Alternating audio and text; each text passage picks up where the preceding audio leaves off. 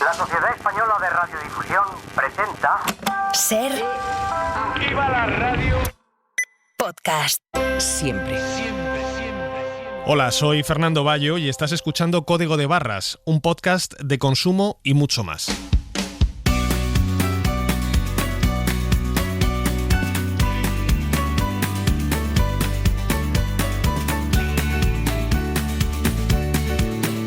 En la cadena SER, Código de Barras, con Fernando Bayo.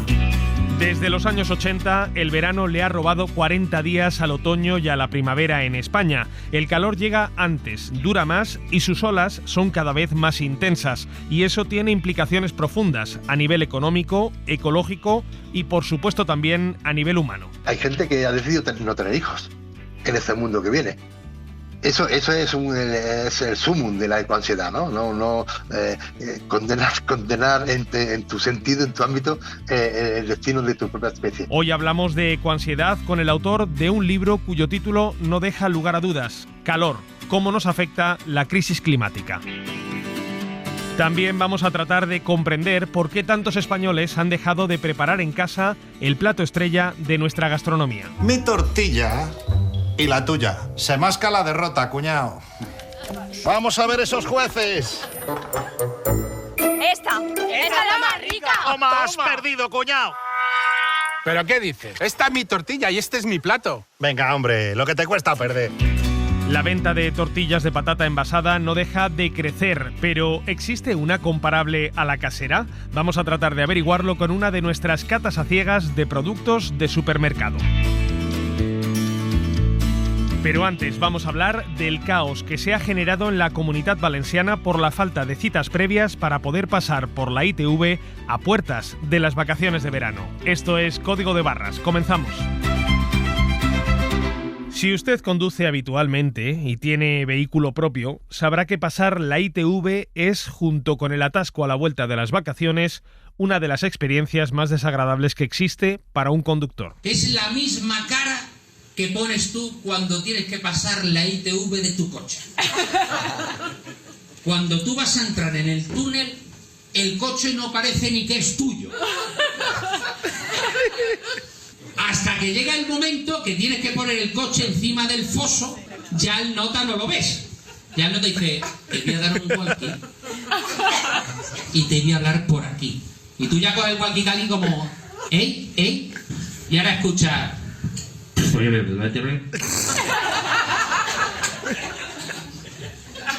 ¿Eh? ¿Qué? ¿Hola? ¡Que muevas el volante! ¿Dónde está?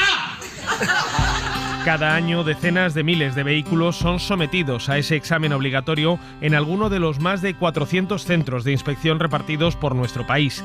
Centros que, en el caso de la Comunitat Valenciana, llevan varios meses experimentando un colapso en su sistema de cita previa, lo que está provocando el enfado y la angustia de miles de conductores y conductoras que temen las multas que acarrea circular con la ITV caducada. Una de esas conductoras es Ana García. Ana, ¿qué tal? Bienvenida a Código de Barras. Hola, muchísimas gracias por la llamada. Gracias a ti por atendernos. Ana, entiendo que tú has tenido problemas con tu vehículo, que es un Suzuki relativamente nuevo. Esta era la segunda vez que pasabas la ITV. Sí, la primera la pasé sin ningún problema y esta vez me ha sido imposible coger cita. ¿Y ahí te han explicado por qué? No lo sé, porque ni por teléfono ni por web he podido coger cita y eso que he estado 2 meses intentándolo tanto por teléfono como por la página. ¿Tú cuándo empezaste a solicitar cita para pasar la ITV de tu vehículo? Pues en abril empezó mi marido porque a él le vencía en junio y en la web es que solo te dan para 2 meses. Entonces yo desde el mes de mayo insistía y no había manera en la web. Entonces llamaba por teléfono y la chica siempre me decía que insistiera durante el día porque o ampliaban citas o a lo mejor alguien se echaba para atrás. Pero yo insistía y al final me tuve que ir fuera a pasar la ITV. O sea, para que yo lo entienda bien, tú llevas más de 2 meses haciendo clic constantemente en un ordenador, en la web de citas de la ITV en la Comunitat Valenciana, sin éxito. Y en el teléfono. Y la chica me decía que volviera a llamar en una hora o 2 horas a ver si habían ampliado las citas de la ITV. Y entonces, ¿ahora cómo estás haciendo? O sea, ¿vas con un vehículo que no ha pasado la ITV o cómo lo has solucionado este asunto? A mí me venció en el mes de julio, la ITV, entonces yo se lo comenté a la chica por teléfono, le dije que sí, que porque yo pensaba que yo iba a tener plazo a lo mejor durante el mes de julio para yo insistir a ver si, y me dijo que no, que desde el primer día, al día siguiente ya me podían multar. Entonces tuve que irme a Motilla de Palancar, que allí, porque como mi marido es transportista, sabe que allí hay citas y hay otra cola que es sin cita. Estás todo el día esperando, pero al final te la pasan. Y es lo que me tocó hacer. O sea, que te has tenido que ir desde Valencia ciudad a Motilla del Palancar, en la provincia de Cuenca, para pasar la ITV. Sí, pero que no soy la única, ¿eh? Allí en Motilla de Palancar había más gente de la Comunidad Valenciana casi que de Cuenca. O sea, había más gente de fuera que de allí. Sí, porque hablando así con la gente mientras esperas, y uno era de un pueblo de al lado mío y así, de Aldaya, de pueblos de aquí de la Comunidad Valenciana, habían varios coches. Y tanto tú como tu marido habéis tenido que recurrir a este sistema, es decir, a ir fuera de la Comunidad Valenciana para poder pasar la ITV. Entiendo que también tu marido. Claro, porque si no nos multaban.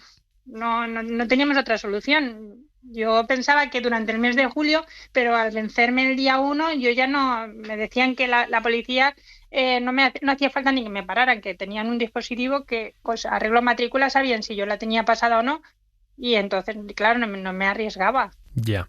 ¿Qué tal pasaste la ITV? ¿Hubo algún problema con tu vehículo? No, ningún problema, ninguno.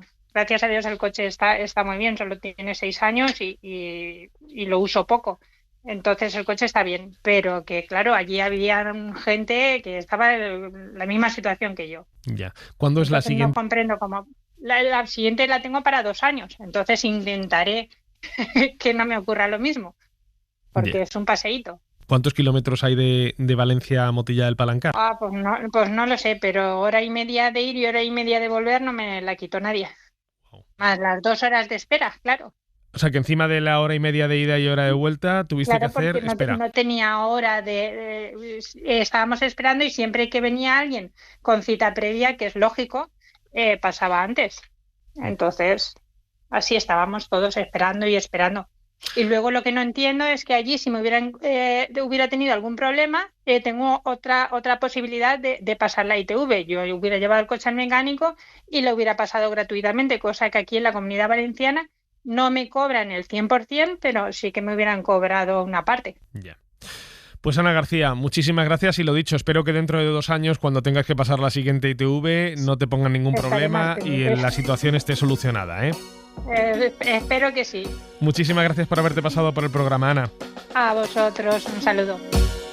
Vicente Anglada es secretario de la Unión de Consumidores de la Comunitat Valenciana. ¿Qué tal, Vicente? Bienvenido al programa. Hola, ¿qué tal? ¿Cómo estáis? ¿Os estáis encontrando con muchos casos como el de Ana, esta oyente que nos contaba que no podía pasar la ITV en la Comunitat Valenciana y que se ha tenido que desplazar a Cuenca?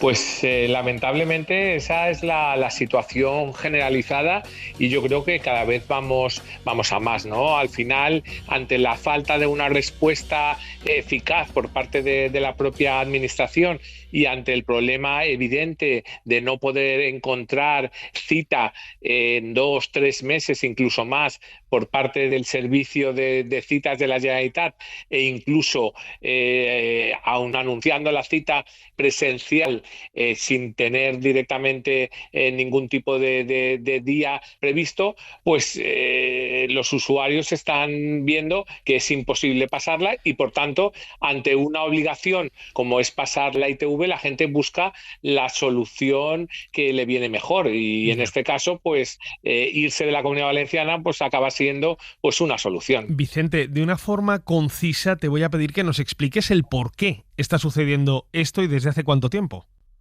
Pues principalmente esto pasa por el tema de la reversión de lo privado a lo público y, por tanto, al establecer mecanismos de transparencia por parte de la Administración desde el punto de vista de la contratación de personal, desde el punto de vista de los propios servicios de cada una de las estaciones y, sobre todo, también de las herramientas informáticas de gestión de las citas.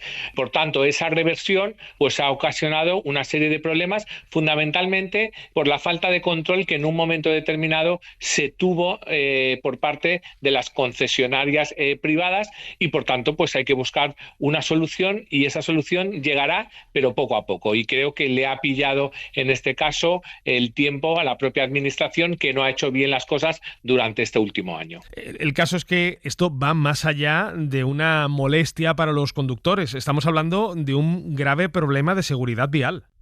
Claro, estamos diciendo que es un problema que principalmente desde las organizaciones de consumidores señalamos con la posibilidad de que si no cumples esa revisión te puedan multar. Pero nuestra preocupación va mucho más allá. Nuestra preocupación también va en torno a los peatones y a otros coches que en un momento determinado pues se pueden ver afectados por la falta de seguridad del parque automovilístico de la propia comunidad, que hace que circulen pues miles y miles de coches sin pasar la ITV. Por eso la magnitud del problema ante un hecho que, insisto, debería de ser una solución, o la Administración debería de buscar una solución muy rápida y eficaz ante este problema, porque no es solo que se pueda multar al usuario, sino la propia seguridad del parque automovilístico y que en un momento esto pueda ocasionar pues graves problemas de circulación en la propia comunidad. ¿Tenéis estimado un número de personas que se están viendo actualmente afectadas?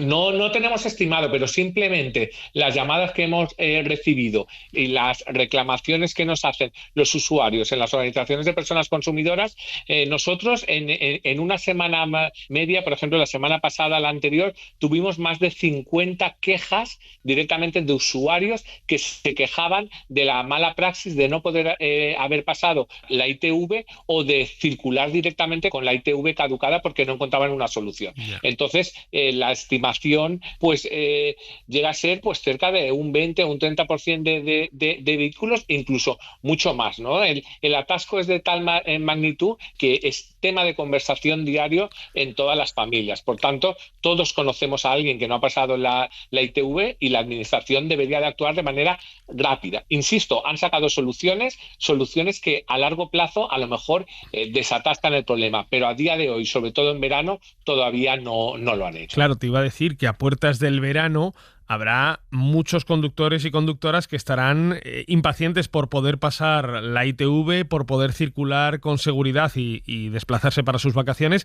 Y claro, ante esa circunstancia hay quienes tratan de aprovecharse. Vosotros habéis denunciado desde la Unión de Consumidores de la Comunitat Valenciana la aparición de páginas web que venden supuestas reservas fraudulentas de cita previa para la ITV. Efectivamente, con todo el problema siempre hay alguien que intenta aprovecharse, y no solo las páginas web, sino también páginas que ofrecen la posibilidad de pasarte directamente o incluso de hacerte de chofer para llevarse tu coche para pasar la ITV en otra comunidad o en otra estación no tan cercana a tu lugar de vivencia, ¿no? En ese sentido, también hay que establecer pues un mecanismo de control por parte de la Administración para que los que se intentan aprovechar de cualquier desgracia pues no lo hagan. Pero sí, se han detectado sobre todo mucha web fraudulenta, y en los sitios donde hay aglomeración de coches y colas de coches sin tener directamente cita previa, pues ya hemos localizado a gente que intenta buscar mecanismos para colarte o buscar mecanismos de gente que directamente controla esos huecos. Es lamentable esta situación, pero bueno, desgraciadamente siempre hay alguien que se intenta aprovechar de estas situaciones. Gracias, Vicente. Muchísimas gracias a vosotros por darnos voz y sobre todo una reivindicación que es tan necesaria para los valencianos. Ante el revuelo generado, el Gobierno de la Comunitat Valenciana ha anunciado la entrada en vigor este mismo lunes de un nuevo sistema informático que busca mejorar la atención de citas previas para los conductores y las conductoras que necesitan pasar por alguno de los centros de inspección técnica de vehículos, uno de los 27 que hay en la comunidad. Veremos hasta qué punto se soluciona de esa forma el caos a futuro, pero para los conductores que ya hayan sufrido el retraso en sus citas, la OCU recomienda guardar las pruebas que justifiquen la imposibilidad de conseguir esa cita y de ese modo poder reclamar en caso de recibir una multa de tráfico. Del mismo modo, se podrán reclamar los gastos asumidos para poder pasar la ITV en otra comunidad ante la Consellería de Innovación, Industria, Comercio y Turismo. Eso sí, alegando los daños y perjuicios que les ha causado esta situación por el colapso en los centros de inspección valencianos.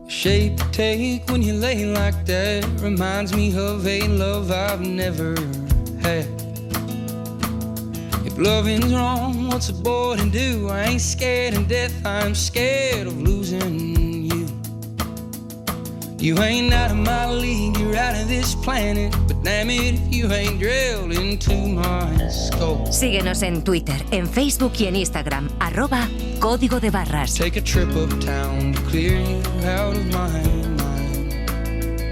You're like sandpaper, the more I try you bind. Y escúchanos siempre que quieras en Ser Podcast y en la web de la Ser. Winter was a drag, the spring was a friend. I'll love you till the summer comes back again. And they've been trying to smooth me out for 27 seasons now. For 27 seasons. When I close my eyes, I think of times I could smell and hear that northern thunder. Every pine has its time to outgrow the rains of days of younger. I'll be still at the cutting edge, just make me a roof you can hide under. Take a trip uptown, clear you out of my mind. You're like sandpaper, the more I try you blind. El consumo con buena música. Winter was a drag, but spring was a friend. I'll love you till the summer comes back again. And they've been trying to smooth me out for 27 seasons now. El mundo está cambiando, los animales se están yendo al norte, cada vez son más frecuentes las megaolas de calor y los incendios más virulentos e incontrolables son ya de sexta generación, por no hablar de la prolongación de la temporada de mosquitos o de la progresiva desaparición de las golondrinas que llegaban cada primavera. La manera en la que entendamos estas señales y nos enfrentemos a sus consecuencias en lo que queda de siglo va a ser clave en el futuro de nuestra especie. Estas palabras acompañan la contraportada de un libro que hoy analizamos en Código de Barras. Su autor es Miguel Ángel Criado, cofundador de Materia, la sección de ciencia del diario El País, donde desde 2014 escribe sobre cambio climático y medio ambiente. Y como decimos, acaba de publicar Calor, en Editorial Debate, un libro extraordinario para entender cómo nos afecta y cómo nos va a afectar la crisis climática. Miguel Ángel, ¿qué tal? Bienvenido a Código de Barras. Hola a todos. Ya el título del libro lo dice todo, calor. Estamos a puertas de un verano que sigue al verano más caluroso de la historia, el del 2023, y tú en ese libro ya señalas un dato muy claro. Las olas de calor son cada vez en España más tempranas, más largas y más intensas. ¿Qué implica todo esto? Sí, más intensas y más extensas también. En todos los sentidos se está aumentando. Y implica quizás un cambio ahí. Para muchos científicos dicen que está habiendo es un cambio de era. Empiezan a hablar de que estos años son los que estarían realmente indicando el paso a lo que llaman el antropoceno. Antropoceno. Explícanos, para quienes no estamos tan habituados a manejar la información científica y medioambiental, ¿qué quiere decir antropoceno? A ver, antropoceno es las eras geológicas en las que se divide la historia de la Tierra, son eso que termina en ceno, pues todas han sido provocadas, o los finales de cada periodo generalmente han sido provocados por algún cataclismo. Por ejemplo, acordémonos de los dinosaurios o un fenómeno de gran vulcanismo, han dado siempre a una nueva era o a un nuevo periodo. Ahora estaríamos en el Holoceno, que es el periodo en el que vivimos actualmente desde la última gran glaciación. Seguro que la mayoría de los oyentes recuerdan la película de La Edad de Hielo, ¿no? Pues ahí se cuenta un poco, en versión animada, cómo fue ese final de la Edad de Hielo. Y entramos en la actual. Ahora estaríamos, para muchos científicos, estaríamos entrando en una nueva era donde el protagonista del cambio ya no son ni rayos cósmicos, ni volcanes, ni meteoritos, seríamos los humanos. De ahí que se llame antropoceno. Hay un dato que publicas en tu libro que me ha llamado mucho la atención.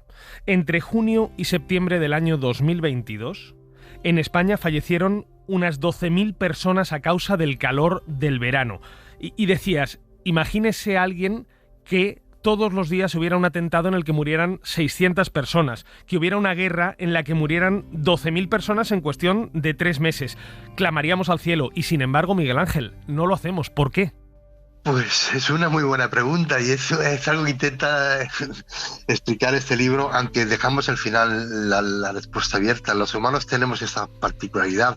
Cuando hay algún evento extremo, muy repentino, que nos tambalea, pues quizás sí giramos la cabeza, pero cuando es un fenómeno que es diluido en el tiempo, cuando no lo vemos tan cercano, aparentemente, pues no nos fijamos. Hay un ejemplo, el impacto cultural de los desastres es muy importante. Cuando es un desastre que sucede lejos de nosotros, culturalmente, geográficamente o en el tiempo, no le hacemos mucho caso. Sin embargo, si es un desastre muy cercano, le hacemos más caso. Y con el cambio climático sucede esto. Está habiendo mucha mortalidad, sobre todo se produce un fenómeno que tiene un nombre siniestro, ¿no? Que es el efecto de siega, ¿no? Es como si viniera la guadaña y se lleva a los que ya están tocados, a los que no les queda mucho tiempo, pero como pasó con el coronavirus, el cambio climático está produciendo un fenómeno muy similar. Con el calor, con los días de calor, muere gente que igual si no hiciera ese calor, pues no se iría tan pronto, ¿no? ¿Y dónde están las autoridades para evitar ese efecto siega? Que entiendo que no se puede evitar completamente, pero al menos sí mitigarlo. No sé si las autoridades están casi pecando de homicidio por omisión. No, a ver, primero es lo que te digo, ¿no? Ese efecto psicológico de que, bueno, ya eso es para más adelante, entonces no nos debemos de preocupar, que preocupémonos por el presente, ¿no? Eso es muy habitual. Cuando hay un problema es diluir la respuesta al problema. Pero se están haciendo cosas. Desde 2023, por ejemplo, el Ayuntamiento de Barcelona abre sus edificios públicos. Cuando hay una ola de calor, los abre en horas incluso fuera del horario habitual, bibliotecas, centros de documentación, todo eso, para que la gente vaya simplemente a pasar las peores horas del día. Se están haciendo cosas, evidentemente habría que hacer muchas más y sobre todo habría que ir a la raíz, que es las emisiones de CO2. El problema es que el resultado tardará en llegar, pero es por donde hay que empezar, por el principio, el origen del problema. Lo demás son medidas que son parches, ¿no? Se están haciendo cosas, en muchas ciudades pues se están poniendo velatorios en las calles para que haya zonas más sombreadas, hay que plantar muchos árboles, no valen las macetas, no vale con unas macetas en un balcón, hay que poner muchos árboles. Hay una historia que cuento muy bien en el libro y es lo que está haciendo París. París es una ciudad que se está adaptando al calor. Por una cosa que decían el concejal de transición ecológica, lo dijo cuando presentaron el plan el año pasado, no querían ser Sevilla, porque todas las previsiones indican que París será una nueva Sevilla en el futuro, y no querían tener el calor de Sevilla. Claro, si París va a ser la Sevilla del futuro, ¿qué será Sevilla? Pues eso es un problema. Yo también lo comento en varias presentaciones que he dicho cuando hablaba del capítulo del turismo, que es uno de los elementos que más impacto va a tener. Planteaba la cuestión de quién va en agosto a Egipto o a Argelia. Los que pueden evitarlo no van. Los turistas no van en esas fechas, en agosto o en julio, porque saben que son épocas muy complicadas para ir. Sevilla y Córdoba y el sur de España, que es donde yo vivo, van a tener que adaptarse y mucho para poder soportar las temperaturas que esos habituales de 40 grados serán mucho más frecuentes en el futuro. Otro de los sectores económicos que se pueden ver directamente afectados, que ya lo están sufriendo, es el de la agricultura. ¿Qué cultivos son los que corren más peligro por el calor, por el cambio climático en España y, sobre todo, cómo lo vamos a notar los consumidores? A ver, lo peor lo va a llevar la España de secano. El cultivo de secano, el cereal de secano, se va a enfrentar con un doble drama. No va a caer agua del cielo, va a llover menos y sobre todo no va a haber reservorios para poder pedir agua. Es un doble drama para lo que es para toda la agricultura de secano. Sobre todo la industria cerealística es una de las que se va a ver más afectadas. El olivo también empieza a ver afectado y el vino estuve hablando con Fernando Martínez de Toda, de la Universidad de La Rioja, el primer catedrático de enología que hubo en España, que me contó una historia maravillosa. Es además viticultor. Él me contó que durante 200 años en zonas como en Galicia o incluso en La Rioja estaban acostumbrados a plantar las vides hacia el sur para poder captar los rayos del sol. Ahora lo que están haciendo es plantarlas hacia el norte para evitar esa radiación solar, porque me comentaba que se había adelantado la vendimia durante más de un mes. Me comentaba él que él generalmente se vendimiaba en La Rioja durante el Pilar y ahora vendimian a finales de agosto. Él me comentaba que el problema es que como hace tanto calor, la uva se cuece. En teoría es bueno porque aumenta la cantidad de azúcar, consigues más alcohol, pero afecta a otras condiciones que afectan muchísimo a la calidad del vino. Miguel Ángel, tú en el libro también comentas acerca de esa aceleración de los ciclos, de cómo se reducen los tiempos de las cosechas. Hablabas de cómo el verano le está comiendo desde los años 80 40 días al otoño y sobre todo a la primavera. ¿Esto qué implicaciones tiene? Eso tiene muchas implicaciones. Eso es obvio, ¿no? En este caso es imposible el negacionismo. En A Coruña estaban acostumbrados a un verano que empezaba ya entrado julio, pero que a mediados de agosto se acababa. Ya empezaban las lluvias y ya se acababa. Eran 3 semanas. Ahora tienen un verano completo. Eso, claro, eso tiene unas consecuencias que son casi que de efecto en cascada. En principio puede ser bueno. En principio puede ser bueno que el verano sea más largo. Pero ese en el caso de Coruña podría funcionar, pero es que en el resto del país se ha comido muy buena parte de la primavera y se ha comido buena parte del otoño. Eso tiene consecuencias. Por ejemplo, generalmente el problema del calor en las escuelas pues se limitaba a unos días a finales de junio. Como quedaban pocos días para las vacaciones no importaba. Ahora hay que hacer algo. Hay que hacer algo porque ya es que es todo el mes de junio cuando hace calor. La temporada de incendios se adelanta. Pero no solo eso, sino todo el impacto en la vida es global. El fenómeno del vuelo de los insectos, que suele ser al principio de primavera, si se hace muchísimo calor, ya no vuelan tanto, mueren muchos insectos por el calor. Esa mortandad de insectos deja sin alimento a muchas aves que justo están eclosionando sus huevos y eso provoca todo un efecto en cadena en los ecosistemas. La verdad que los impactos son globales. ¿Cuál es tu nivel de ecoansiedad? ¿Te produce...? Claro, porque es que uno escribe este libro y ¿cómo se libra uno de la ecoansiedad? A ver, hay gente que ha decidido no tener hijos en este mundo que viene. Eso es el sumum de la ecoansiedad, ¿no? No condenar en tu sentido, en tu ámbito, el destino de tu propia especie. No. Yo creo que saldremos de esta. Los humanos han salido de cosas muy grandes. Cuando estamos muy apretados, somos capaces de lo mejor. Yo siempre pongo el ejemplo de la capa de ozono. Cuando la descubrieron los científicos nadie les hizo caso. Eso en los años 70, un estadounidense y un mexicano descubrieron cómo los CFC, los gases CFC, dejaban sin ozono a la atmósfera que nos protege de la radiación solar. Pero cuando se abrió la capa de ozono en la Antártida, eso fue en el 85 creo que fue, y el protocolo de Montreal que prohíbe los CFC se aprobó 2 años después. Tardamos 2 años en poner de acuerdo a 200 países. El problema con el cambio climático es que el impacto no es tan evidente ni tan inmediato. Claro, es que el peligro es que seamos como esa rana que se va cociendo lentamente en el agua. Si nos tiraran directamente a la sartén ardiendo, podríamos decir, uy, esto quema, pero es que si no te das cuenta, poco a poco te vas quemando y de que te quieres dar cuenta ya no hay forma de evitar que te cuezas completamente. Exacto, por eso esa es una de las motivaciones de este libro, que este libro y muchos otros trabajos que hay similares es eso, mostrar que estamos a tiempo, que no es por nosotros, es por nuestros hijos.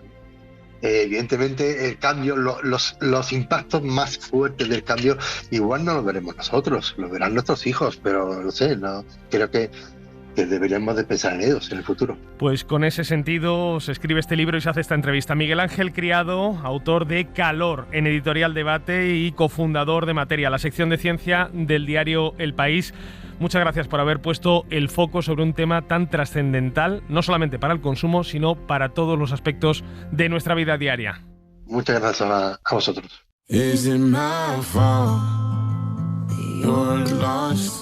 Código de Barras.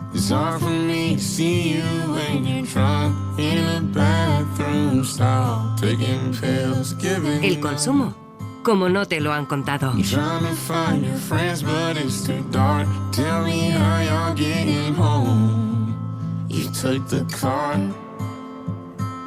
Call me for your passed out in the yard, feeling low, getting high. Where did everything go wrong?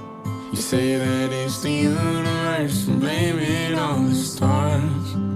Yeah, I can only handle heartache when it's bourbon in my hand. If I had to relive all the hard days, I would do it all again. I'm getting better at the bar games. Should've been a better man, so don't you keep on trying to fix me. You've done everything you can, but this road you led me down is too long. Código de Barras. It ain't nothing like the streets I grew up on. Consumir de otra manera And I beg you not to go, you leave again. es posible. Hola. Hola. ¿Qué tal? Pues estoy haciendo una tortilla de patatas. ¿Me ayudas? Claro. Oye, ¿tú has pelado patatas alguna vez? No. Existen pocas cosas más genuinamente españolas que una tortilla de patatas. Y si además es Penélope Cruz quien nos enseña a lavar y a cortar las patatas, como lo hace su personaje en Madres Paralelas, mejor que mejor. Ahora las lavas. A ver, lávalas tú. Ah, pues así, muévelas. Le quitas la arenilla. Y lo más importante es cómo las cortas. Mira, coge ese cuchillo rosa. Lo importante es el grosor de cada trozo. El grosor. ¿Sabes? Mira. Así como finas. Así, sin cortarte, ¿eh? Ya saben que aquí en Código de Barras somos de buen comer, pero también nos interesa analizar qué come la mayoría de los españoles, y los datos nos dicen que cada vez más optamos por la tortilla de patata precocinada. Según los datos de ASEFAPRE, la Asociación Española de Fabricantes de Platos Preparados, la tortilla de patata se ha coronado ya como la reina indiscutible de los envasados, con un aumento del consumo que llega a las 43.000 toneladas en 2023.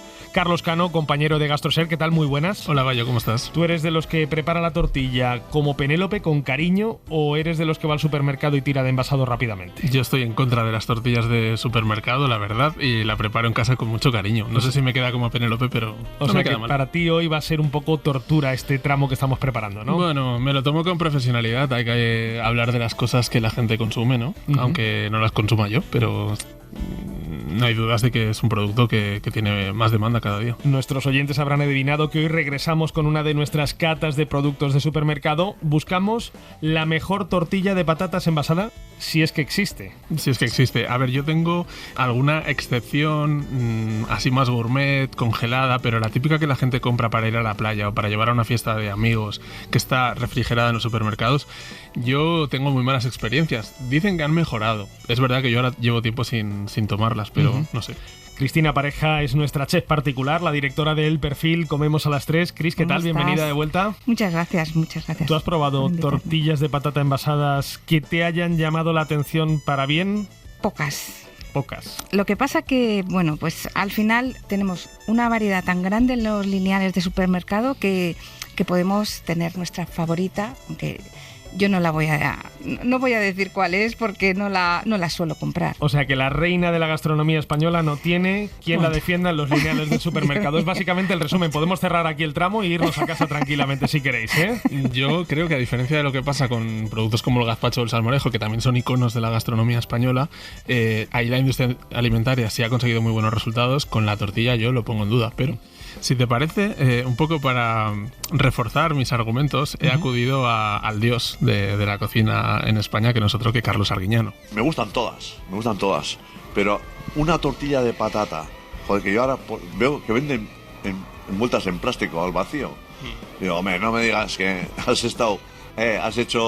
te han mandado en la escuela, has estado en la escuela hasta los 18, luego has ido a la universidad, has estado 6 años en la universidad, luego has hecho 2 máster y luego compras una tortilla envuelta en un plástico.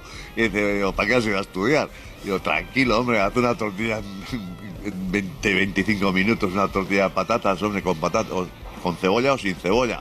Pero el movimiento se demuestra andando y el cariño cocinando. Y al gimnasio hay que ir, vale, 2 días a la semana, pero cocinar también 2 días a la semana habrá que hacer.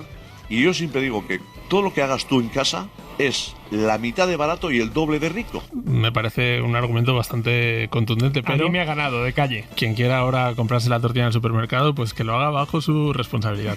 Es verdad que durante mucho tiempo pues se hablaba de una historia que nunca se ha llegado a demostrar, que situaba un poco el origen de este plato en Navarra hacia principios del siglo XIX. La leyenda habla de una campesina que cocinó para el general carlista Tomás de Zumalacárregui, pero hace 7-8 años un investigador del CSIC rescató un documento ya de finales del siglo XVIII, 1798 concretamente, que explica cómo hacer pan de patatas y menciona la posibilidad de añadir un huevo o varios huevos a la masa para luego freírlo, ¿no?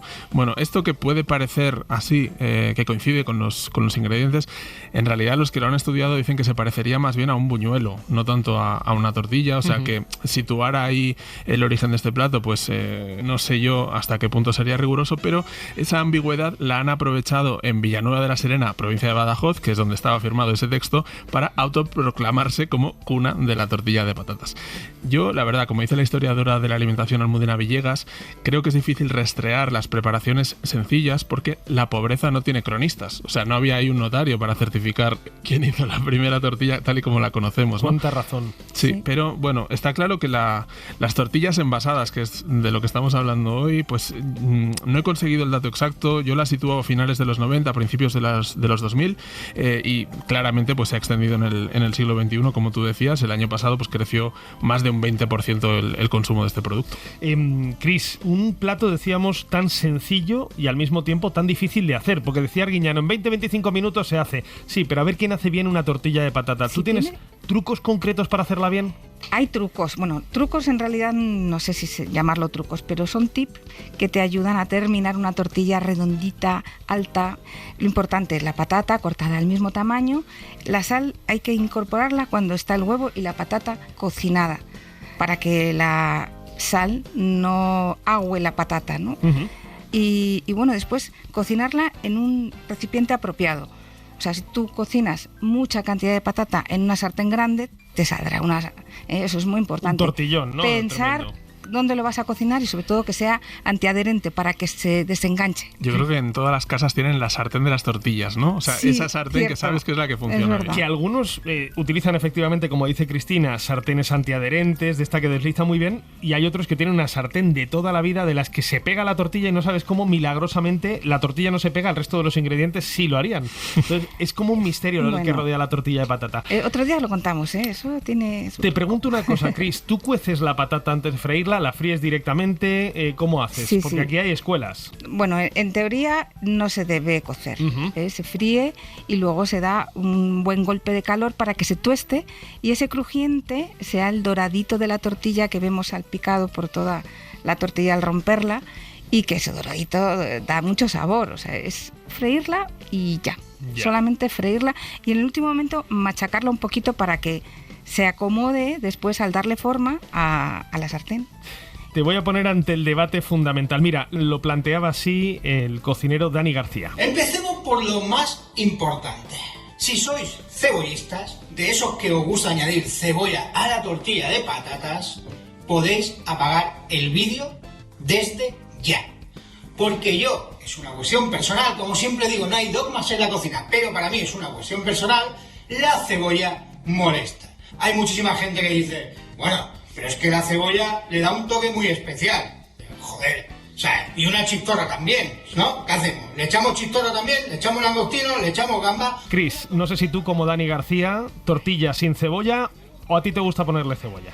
A mí me gusta de las dos maneras, porque la cebolla tiene su toque dulce, la sin cebolla no, pero si los productos son buenos, pues te tomas algo rico. La verdad que la opción sin cebolla es minoritaria en España. De hecho, hubo incluso una encuesta del CIS que hablaba de eso. Pero tiene a dos grandes embajadores, que son Dani García y David Muñoz, de Diverso. Ellos son como los dos máximos defensores de la tortilla de patatas sin cebolla. Luego, la mayoría de cocineros importantes la prefieren con cebolla. Pero yo es que de verdad creo que ese es un debate que nos hace dedicar mucha energía a un asunto que en el fondo es un poquito secundario. Yo creo que el tema importante es si la compras en el supermercado o la haces en casa. Y por eso hemos traído ya al programa a Ricardo Romero, chef de Colosimo, uno de los restaurantes considerados como los mejores de Madrid para la tortilla de patatas. Para muchos, el mejor. Ricardo, ¿qué tal? Muy buenas. Hola, buenas, ¿qué tal? Muy bien. ¿Estás de acuerdo? Es una de las mejores tortillas. ¿Qué vas a decir tú si no, no? Hombre, la hacemos con mucho cariño. ¿Sí? O sea que buena está, ¿eh? ¿Cómo la preparáis? Pues la preparamos patata, le echamos un poquito de cebolla. Tú eres de los que le pone cebolla. Lo digo así porque, bueno, hay controversia con lo de la cebolla, pero bueno, a mí me gusta, está buena. O sea, que le da jugosidad, está rica. Patata, cebolla, sal, aceite y mucho cariño. O sea que... ¿Hacéis tortilla de patata todos los días como uno de los platos principales de Colosimo? Es que el emblema, al final. ¿Cuántas tortillas puedes hacer a lo largo del día? Unas 40, 35, 40 tortillas. O sea que tienes los brazos de hierro ahora mismo, ¿no? Bueno, yo hago algunas ya, ¿eh? ¿Qué tiene de especial este plato para ti? ¿Por qué la tortilla de patata se ha convertido en el emblema de tu restaurante? Pues una cosa tan sencilla, que al final nuestra cocina o mi filosofía en el restaurante es hacer comida normal y corriente, sabores reconocibles, y una cosa tan sencilla como una tortilla que no se pueda comer, que estamos en España, ¿sabes? Y tendríamos que comerlos bien, pero no es el caso. ¿Cuesta encontrar tortillas buenas? Sí, yo creo que sí. ¿Y por qué? No sé si es por falta de tiempo, que vamos todo a toda castaña, o falta de cariño, no sé. ¿A ti quién te enseñó a hacer tortillas? Bueno, yo en mi casa, mi padre y mi madre siempre. ¿Sí? Sí. Y además para ir a la playa ahora que tiene que venir el tiempo de playa. Sí. ¿Sigue su receta al pie de la letra? No, hombre, yo ya la he cambiado un poquito. Ajá. Cuéntanos algún truco, algún tip que nos puedas dar para hacer la tortilla a tu estilo. El truco, yo creo que el truco está... La patata, hay gente que le gusta cocida, hay gente que le gusta frita. Yo creo que el truco es... O el cariño que se da a la patata y el huevo.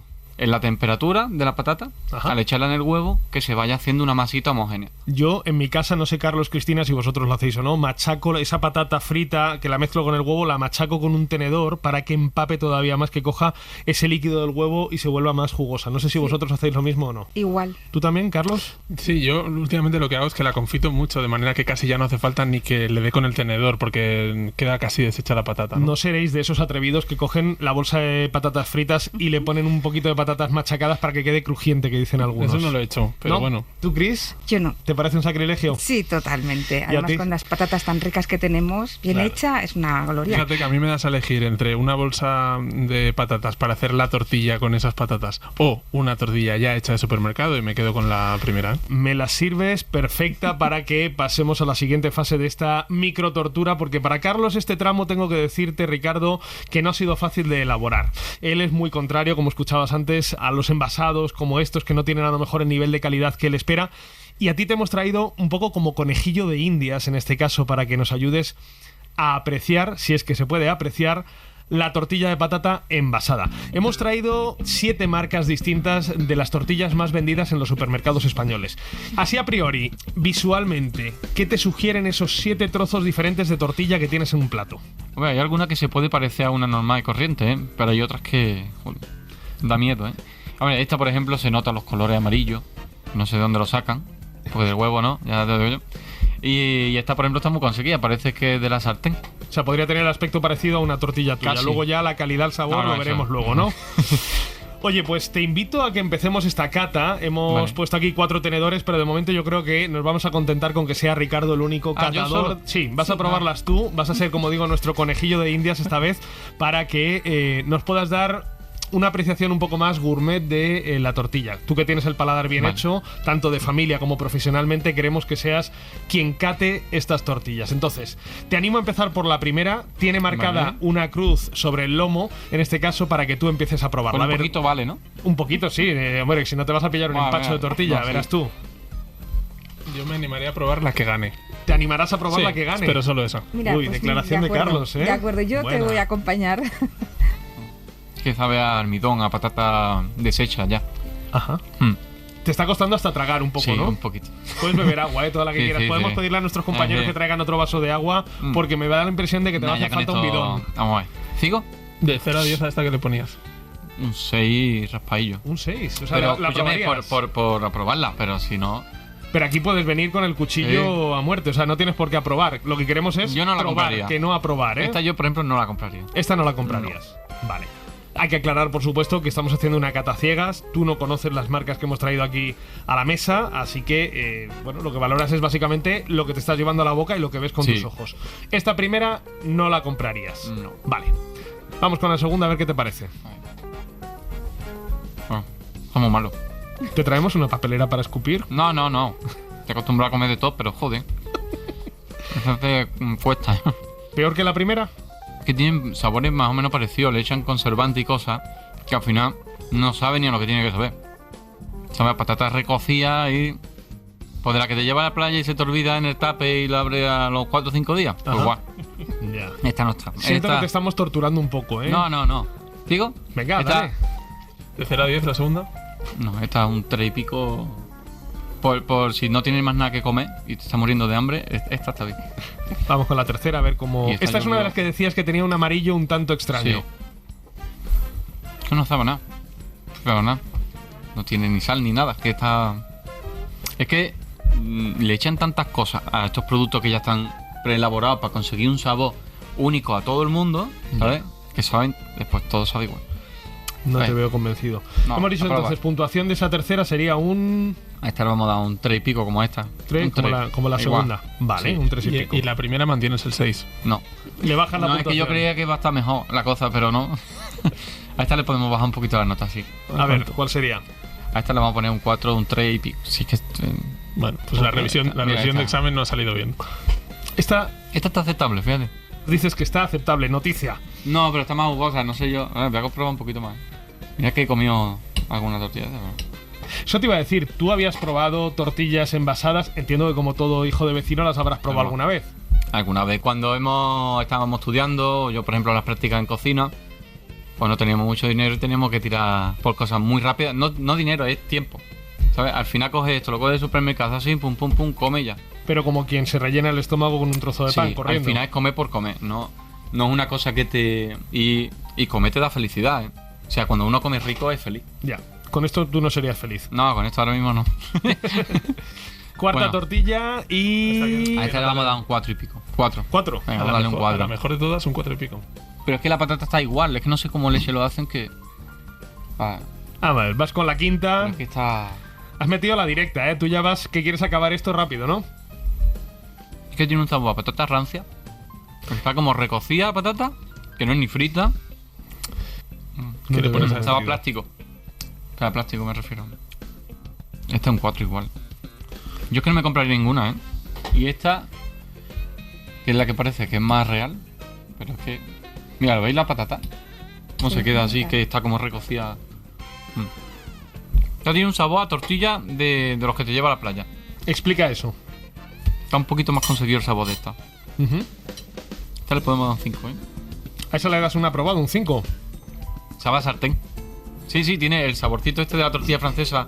Cuando la deja un ratito en la sartén, que es ese tostadito del huevo. A eso sabe esta. Tenemos el primer aprobado de la lista. Y ya está, ¿no? Y ya vamos por la última.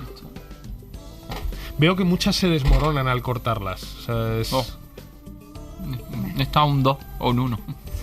¿Por qué? ¿Argumenta? Porque no tiene sabor a tortilla. No. De verdad. No. No. O sea, ninguna de estas, salvo una que tiene un leve aprobado, un 5 raspado, pasa la nota de corte. Sí, esta, ¿no? Le hemos dicho que sabía más o menos a huevo.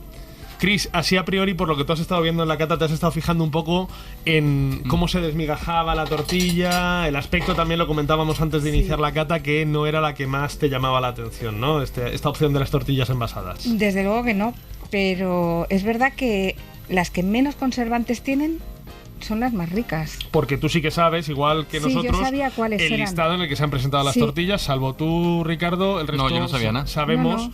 ¿Quieres que desvelemos por favor. cómo iba Lo estoy deseando. la cata? Mira, en primer lugar hemos probado la tortilla de Hacendado. Esa es la marca de Mercadona. Te has puesto un 4, rebajando la nota. Habías dado un 5 inicialmente, pero has rebajado finalmente a un 4. La segunda era la de Carrefour, que se lleva un 3. La tercera, la de Día, que también se lleva un 3. La cuarta que hemos probado es la de Lidl. 4 y pico de nota, ya has matizado que tenía un sabor a recocido. Sí. La quinta, de la que has dicho que tenía un sabor, un cierto regusto a plástico, es la de la marca Palacios. Le has dado un 4 también. La sexta, que es la única que ha probado la prueba y que Carlos también ha estado probando aquí, veo que está metiendo tenedor, decía que no, pero está probando, es la de Aldi. Es la única que ha probado la prueba.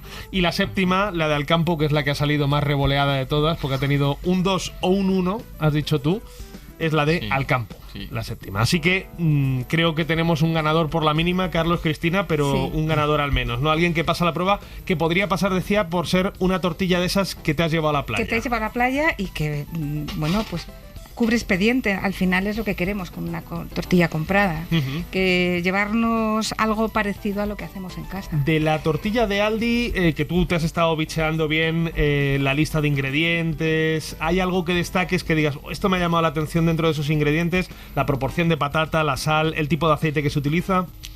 La patata es similar en todas, la cantidad, una proporción del 60 al 70%, más o menos. Esta es la que tiene más patata de todas, un 68%. ¿Sí? Esta es la que más tiene. Sí. Y además no tiene ni conservantes ni estabilizantes. ¿Cuál? Es la única, la de Aldi. La de Aldi, sí. Al menos en el listado de ingredientes en no cambio, aparece. tiene el mayor contenido en sal, pero a cambio tiene, pues no tiene conservantes ni estabilizantes y es la más natural de todas. El resto todas tienen algo, un pero. Grasas saturadas, demasiadas grasas saturadas, y la de Aldi, yo me quedaba con la de Aldi desde el primer momento, antes de empezar la cata. O sea, habiendo visto las etiquetas. Habiendo visto las etiquetas me quedé con esta, sí. Ya, pero no sabías el orden en el que se habían planteado las tortillas. No. La de Aldi está frita con aceite de girasol, pero luego tiene también aceite de oliva. No virgen extra, pero sí aceite de oliva. También es importante. Quizá de ahí el regusto a sartén que decías tú, ese gustito, sí. No sé. Sí. Me parece a mí que esto ya queda bastante claro, que es difícil encontrar, como Carlos pronosticaba de inicio, una tortilla que pase el corte, que esté buena. Claro, yo a modo de conclusión diría, si puedes, vete a Colosimo a probar la que hacen allí, que está muy rica. Para el día a día, hazla en casa, que no se tarda tanto y que te puede salir una tortilla riquísima con la que le demuestras el cariño a toda la gente con la que la vayas a compartir. Si estás a vida o muerte, que no tienes ninguna otra opción, que tu prestigio depende de que lleves algo a una comida de grupo, bueno, pues mejor vete a Aldi antes que a cualquier otro supermercado. Estas cosas hay que pensarlas bien. Si uno le gusta un poquito la comida, le pone un poquito de cariño y hace la tortilla en casa. Cris, no es tan difícil. No es tan difícil. No lleva tanto huevos, rato. Patata. Es que no lleva más una tortilla. Huevos y patata. Cebolla. Bueno, eso luego lo hablamos. Bueno, hay que aclarar que las tortillas que hemos probado son sin cebolla, en este caso. No sé si a lo mejor con cebolla hubieran mejorado o empeorado todavía más, Ricardo. No sé yo. Porque como está encima la cebolla cruda y con la patata ahí, bueno, es una mezcla un poco peligrosa. Que sepas que Chris, que siempre quiere halagarnos, ha traído tortillas caseras suyas, así que ahora la salida... Tú ya te has llenado, tú ya no vas a comer tortilla. Bueno, yo creo que ya estás lleno. Sí, ¿no? ¿Sí? ¿Te cabe todavía un trozo de tortilla buena? Sí. Bueno, pues Ricardo Romero, chef del restaurante Colosimo, muchísimas gracias por haberte pasado para hablarnos de tortilla y sobre todo para haberte sometido a esta mini tortura para todo un maestro de la tortilla de patata como tú, que es catar tortillas de supermercado. Gracias. Muchísimas gracias a ustedes. Y de nuevo, Cristina, Carlos, gracias una vez más por haberos pasado por el programa. Muchísimas gracias a ti. Código de barras. El consumo en la SER.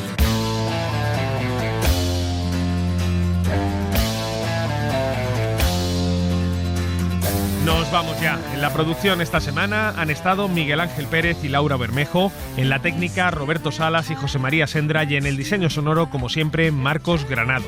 Ya saben que pueden recuperar todos los episodios del programa en SER Podcast y que también pueden seguirnos en las principales plataformas de audio y a través de la web de la SER.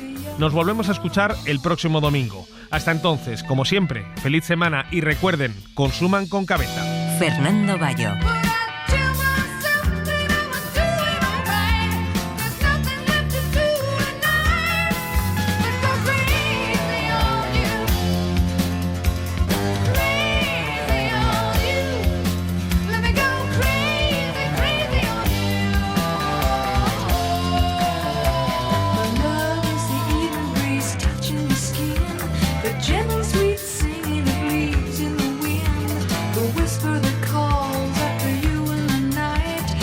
kisses you here and there, let me back.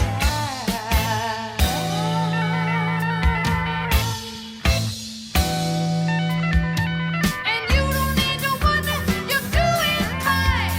My love, the pleasure's mine. Let me go crazy on you. Suscríbete a Código de Barras. Todos los episodios y contenidos adicionales en la app de Cadena Ser y en nuestros canales de Apple Podcast, Spotify, iVoox, Google Podcast y YouTube. Escúchanos en directo en la Ser los domingos a las 6 de la mañana. Wild man's world is crying in pain. What you gonna do when everybody's insane? So afraid of one, you're so afraid of you. What you gonna